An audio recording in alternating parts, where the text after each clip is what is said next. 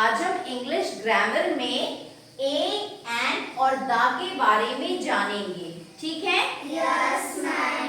देखिए यहाँ green board पर मैंने 3 सेंटेंसेस लिखे हैं, इन्हें मैं पढ़ूंगी, आप ध्यान से सुनिएगा, फिर मैं आपको इसका मतलब बताऊंगी। पहला सेंटेंस क्या है? I have a red umbrella। मेरे पास एक रेड छाता है, लाल रंग का छाता है, ठीक है? I have an umbrella। मेरे पास एक छाता है। क्या डिफरेंस है? मेरे पास एक छाता है, मेरे पास एक रेड छाता है। I have the umbrella।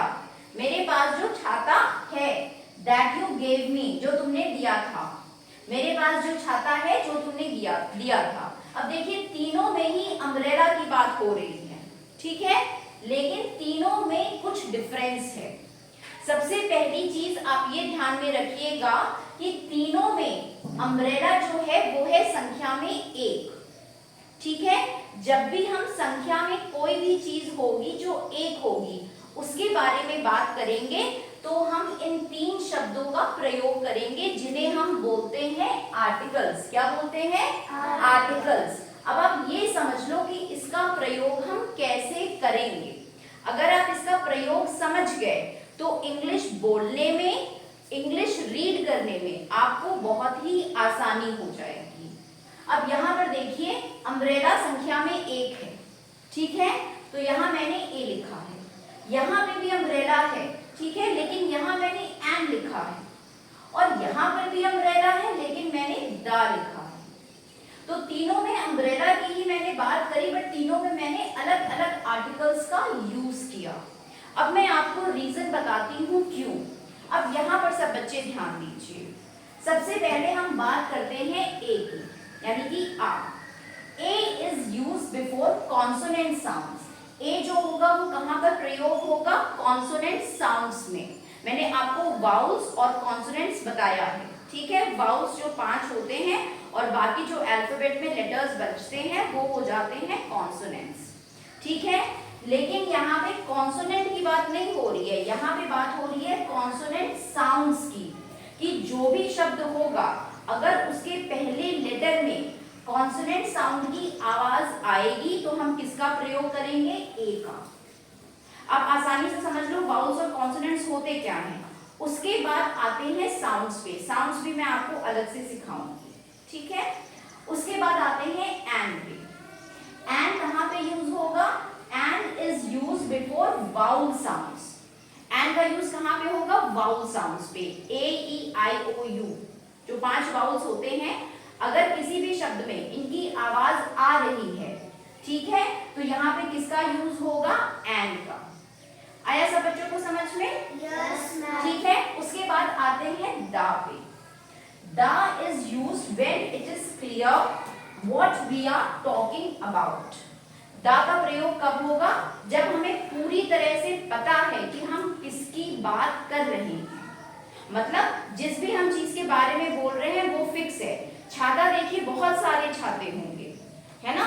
कोई सा भी छाता हो सकता है, लेकिन जब अगर हमने यहाँ पे दा लगा दिया, दा का मतलब कोई स्पेसिफिक छाता, मतलब कोई ऐसा छाता जिसकी हम बात कर रहे हैं, कोई भी छाता नहीं, कोई ऐसा छाता जिसकी हम बात कर रहे हैं। तो ये जो 2 होते हैं ए और एन, इसीलिए हम इनको बोलते हैं इनडेफिनेट आर्टिकल, और जो दा होता है वो डेफिनेट आर्टिकल होता है, क्योंकि इनडेफिनेट में कुछ भी हो सकता है, हम किसी की भी बात कर सकते हैं। छाता मतलब कोई भी छाता, लेकिन जब डेफिनेट लग गया, दा लग गया, मतलब वो छाता जो जिसके बारे में मैं बात कर रहा हूँ। आया सबको समझ में? यस। आ गया सब बच्चों को? ठीक है। अब यहाँ पे देखिए ये जो पॉइंट है ये सबसे इंपॉर्टेंट है, सबसे इंपॉर्टेंट आर्टिकल्स में। क्या पॉइंट है? The words A and the come before naming words, ठीक है? ये जो होते हैं ए एंड और द, ये किसके सामने आते हैं? नेमिंग वर्ड्स के सामने, यानी किसी के नाम के सामने, किसी जानवर का नाम, किसी सामान का नाम, किसी व्यक्ति का नाम, ठीक है, उसके सामने ये आएंगे। आया सबको समझ में? यस। और व्यक्ति में कॉमन नाउन्स, ठीक है, ये भी समझ लीजिए, जैसे बॉय, गर्ल, मैन, वुमेन, इसमें कॉमन नाउन्स में, ठीक है? अब यहाँ देखिए मैंने एग्जाम्पल्स लिखे हैं, मैं इसको रीड करूंगी, आपको बहुत आसानी से समझ में आ जाएगा। अब देखिए यहाँ पे मैंने ए का यूज किया है, तो इसका जो पहला लेटर है, जो भी यहाँ पे शब्द है, पहली चीज वो कोई सामान है, एक नेमिंग वर्ड है, किसी चीज का नाम है, ठीक है। और इसकी जो आवाज है वो कॉन्सोनेंट है, कॉन्सोनेंट साउंड है। आ टेबल, आ चेयर, आ रोज, आ फिश, आ मंकी। आया सबको समझ में? Yes. ठीक है। उसके बाद है एंड। इसमें देखिए जो भी नेमिंग वर्ड है, जो भी शब्द है, उसकी जो पहली आवाज है उसमें से आता है वाउल साउंड। कौन सा साउंड आता है? Vowel sound. An apple, an egg, an orange, an owl, an umbrella, an eagle.